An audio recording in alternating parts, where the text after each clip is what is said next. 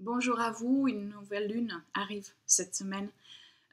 C'est le démarrage d'une nouvelle lunaison, une période qui va nous accompagner, nous porter jusqu'à fin septembre.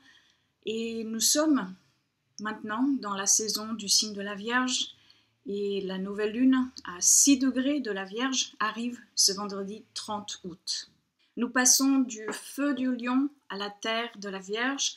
Nous passons de la confiance, de la générosité, de la glorification et du jeu du lion à l'analyse, à la purification, à la critique et à l'organisation de l'archétype de la Vierge.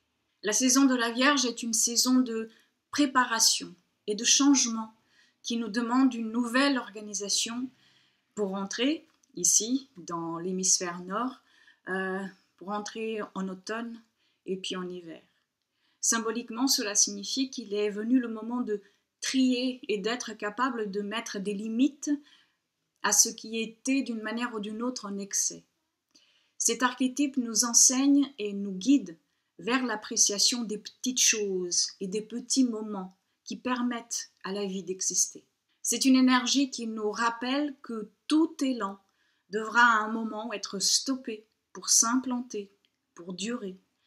Mais cela nous rappelle aussi que tout ne pourra pas aboutir et qu'il faudra choisir ou accepter de perdre ce qui ne pourra pas continuer. Cette énergie de terre vient toujours après celle de feu, de l'élan du feu, le taureau après le bélier, la vierge après le lion, le capricorne après le sagittaire.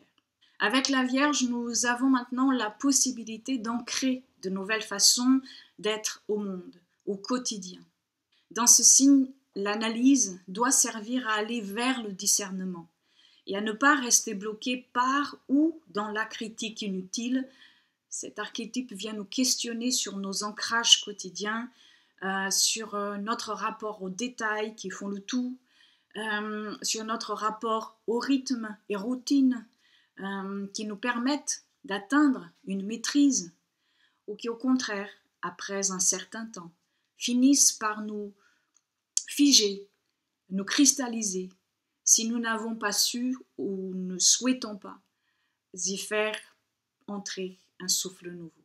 Pendant la saison de la Vierge, nous sommes confrontés à la réalité de la vie, à ce qu'elle demande de nous et à ce que nous pouvons et devons aussi apporter et développer. Nous sommes confrontés à quoi nous avons à nous adapter aussi, car la Vierge est un signe mutable. Ce signe nous parle de préparation du futur avec les récoltes du présent, avec ce qui est véritablement là et ce qui est véritablement possible.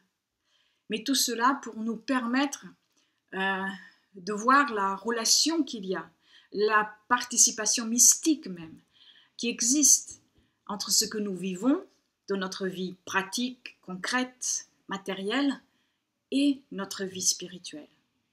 Ce que je veux dire par là, c'est que tout ce qui nous permet d'habiter le monde et d'exister nous permet aussi d'évoluer spirituellement.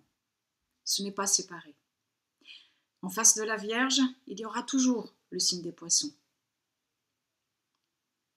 Le travail extérieur parle à notre travail intérieur. L'idée de service qui est liée au signe de la Vierge vient nous parler des services dont nous avons besoin et des services que nous proposons pour faciliter la vie et le rapprochement des êtres, dans un but toujours de continuité, de préservation et de développement. Et c'est cette idée de service qui nous rapproche du sacré. Cette lunaison ouvre sur une période qui commence à s'accélérer avec toutes ces planètes personnelles qui seront dans le signe de la Vierge et qui viennent nous réveiller au dernier passage et aspect entre Jupiter et Neptune qui sont déjà dans un carré depuis le début de l'année et dont je vous en ai déjà parlé plusieurs fois dans d'autres vidéos. C'était en janvier, en juin, et puis maintenant ce sera le dernier carré qui va avoir lieu en septembre. La culmination de toute cette énergie sera encore plus forte, plus présente à la pleine lune en Poisson du 14 septembre prochain. Pour cette nouvelle lune qui commence, l'énergie de Mars sera mise en avant et cela vient nous apporter d'une certaine manière la force et surtout le courage pour habiter des choix porteurs de valeurs constructrices, mais qui pourront par moments se heurter aux besoins égotiques ou au besoin d'en faire plus au plus vite, ou alors à nous mener à un questionnement entre ce qui est personnel et universel. Où s'arrête l'un et où commence l'autre? Sont-ils fusionnés ou séparés? Et la pleine lune, comme je vous le disais, qui viendra le mois prochain, en septembre, viendra accentuer encore plus ces thématiques-là, car le carré entre Jupiter et Neptune sera alors exact. Nous éveillons à réfléchir par nous-mêmes et à faire la différence entre opinion et fait, entre expérience et idéalisation, etc. Et à voir ce que nous avons appris sur nous-mêmes et le monde tout au long de cette année 2019. Quelles nouvelles visions, quelles nouvelles vérités sont venues nous ouvrir à une autre éthique et à nous inviter à nous mettre à la place de l'autre. Car l'autre, qu'il soit un autre être humain ou non humain, la nature, etc., c'est aussi nous. Parce qu'en fait, ce carré entre Jupiter et Neptune nous aura invités ou poussé cette année à un travail intérieur profond dans la dissolution, Neptune, de beaucoup de croyances, Jupiter. Cet aspect ramène aussi à notre conscience la possibilité de la croissance intérieure et spirituelle, mais également l'ombre collective en passant par le filtre de Jupiter. Et le filtre de Jupiter ici est celui de l'hubris et des extrêmes.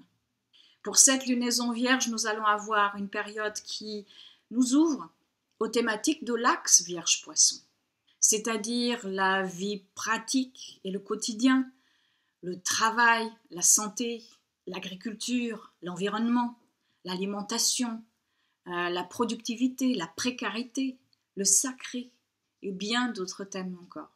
Cette énergie vierge sera appuyée par les trigones, d'une part et maintenant à Uranus en Taureau, et puis plus tard en septembre à Saturne et Pluton en Capricorne.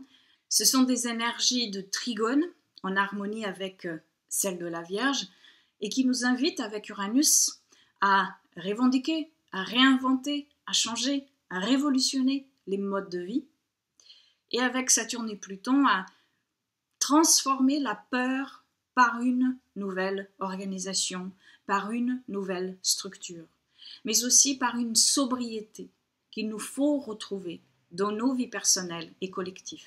Car la sobriété ne peut être mal vécue que par ceux qui ont trouvé le sens de leur vie dans une forme d'excès.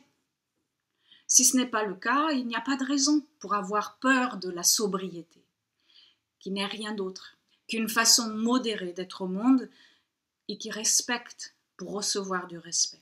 Pour avoir plus d'informations par signe sur cette nouvelle lune, il y a le projet Quintessence qui est encore celui du mois d'août et qui est disponible sur mon site internet.